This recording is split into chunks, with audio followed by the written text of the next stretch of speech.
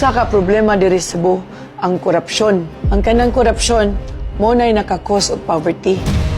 This is a study by the International Monetary Fund. Sa usa ka lugar, kung taas gani ang korupsyon, taasad kay ang poverty.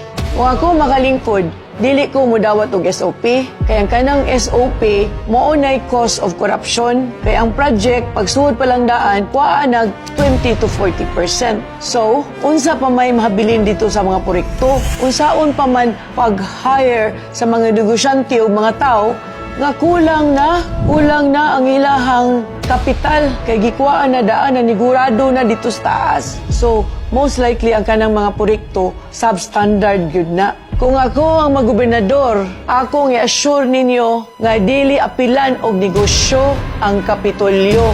Kay kana mo nay hinungdan sa korupsyon. Pangata, yeah!